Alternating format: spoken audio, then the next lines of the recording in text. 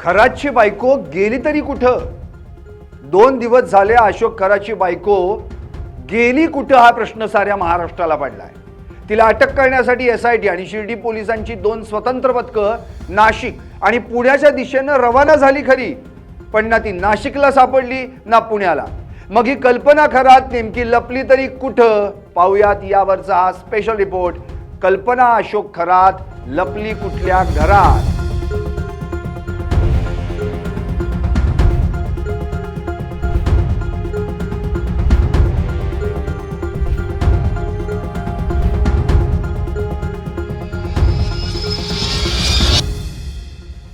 नमस्कार, मी संदीप आणि आपण पाहता LS मराठी। कल्पना खरातचं माहेर सिन्नर तालुक्यातलं पाडळी। तिच्या माहेरची परिस्थिती तशी हालाकीची। तिच्या मोठ्या भावाचा अपघाती मृत्यू झाला तर वडिलांचं आजारपणात निधन झालं। सध्या तिच्या माहेरच्या घरात वृद्ध आई, विधवा भाऊजय आणि लहान भाचा राहतो। त्यांची परिस्थिती दयनीय असल्याचं सांगण्यात येतंय। कल्पनाचा एक भाऊ सिन्नर शिर्डी महामार्गावरील शिवसंकल्प हार्डवेअर या दुकानाचा व्यवसाय करतो, तर दुसरा भाऊ नाशिकमध्ये वास्तव्यास असल्याची माहिती आहे। एका नातेवाईकामार्फत अशोक खरातशी कल्पनाचं लग्न जुळवण्यात आलं। दोघांच्याही वयात मोठा फरक, मात्र असं असूनही लग्नाचा खर्च खरात कुटुंबियानं उचलल्याची तयारी दर्शवल्यानंतर अखेर हे लग्न पार पडलं। लग्नानंतर मात्र कल्पनाचं आयुष्य पूर्णपणे बदललं आणि ती आयुष्य आरामाचं जीवन जगू लागली। लग्नानंतर कल्पनेचं आयुष्य पूर्णपणे बदललं आणि ती आयुष्य आरामाचं जीवन जगू लागली। तिचे माहेरचे संबंधही हळूहळू दुरावू लागले। गावकऱ्यांच्या माहितीनुसार ती पाडळीला क्वचितच जायची। माहेरच्या कुटुंबाशी तिचा संपर्कही कमी झाला होता। माहेरच्या सुनीताची सासरी कल्पना झाल्यावर तिला काय काय मिळालं याची कल्पनाच न केलेली बरी। खरात 10वी नापास आणि याला बायको पाहिजे इंग्रजी बोलणारी। मग काय, या दोघांनी मिळून आधी गोरगरिबांच्या शेतजमिनी लाटण्याचा उद्योग केला आणि मग श्रीमंतांना नादी लावून त्यांना लुबाडण्याचा धंदा सुरू केला। खरातनं भविष्य सांगण्याचा नावाफंडा सुरू करून अनेकांना येड्यात काढायला सुरुवात केली। भोळी बाबडी जनता त्याच्या भूलथापांना तर बळी पडलीच, पण चांगली शिकली सवरलेली माणसं देखील या बाबाला भुलली।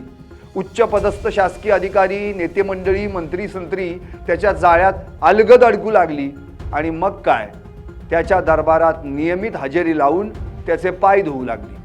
खरात बाबा अंधभक्तांसाठी गुरुमाऊली बनला आणि कल्पनाला शेजारी बसून तिलाही गुरुमाऊलीचा स्वयंघोषित दर्जा देऊन टाकला।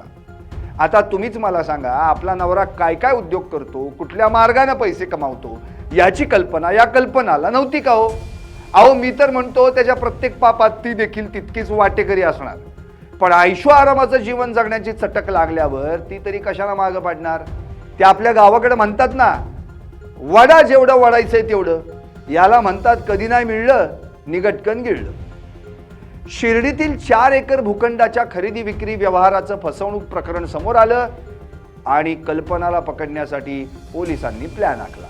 मात्र SITचं पथक खरातच्या घरी जाण्याआधीच तिला कुणी कल्पना दिली कुणास ठाऊक, ती घरातून निसटली आणि फरार झाली। एवढा प्लॅन आखून सापळा रचून पोलिसांच्या हाती कोण लागलं तर खरातचा मुलगा हर्षवर्धन। काय झालं शेवटी? चौकशी झाली आणि सोडून दिलं। खरातसह त्याच्या कुटुंबाचाही आर्थिक व्यवहारात मोठा सहभाग असल्याचा संशय आधीपासूनच व्यक्त केला जात होता। अशा परिस्थितीत SIT कडून अशोक खरातची चौकशी सुरू होत असतानाच त्याच्या कुटुंबातील इतर सदस्यांवर पाळत का ठेवली नाही पोलिसांनी? तो 14 दिवस पोलीस कोठडीत असताना त्याच काळात त्याच्या बायकोला ताब्यात घेऊन दोघांना समोरासमोर चौकशीसाठी का बसवलं नाही पोलिसांनी? पोलिसांच्या हातावर तुरी देऊन निसटल्यानंतर आता कुठं पोलीस खडबडून जागे झाले आणि 2 पथकं तिला शोधून काढण्यासाठी रवाना केली। खरातला त्याच्या घरातून ताब्यात घेताना त्याच्या बायकोनं म्हणजे याच कल्पनानं धिंगाणा घातला होता म्हणे, तुम्ही कुणाला अटक करताय? त्यांना अटक करून काही होणार नाही, थोडं थांबा, वरतून फोन येतील तेव्हा तुम्हाला कळल, असा दम या खरातच्या बायकोनं भरला होता। हे पोलीस विसरले वाटतं।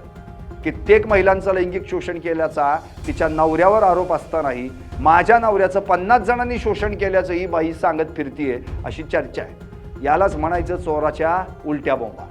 हे सगळं जाऊ द्या, खरातची बायको आधी कुठं लपून बसलीये का तिला कुणी लपवलंय हे शोधून काढा। पाहत रहा LS मराठी।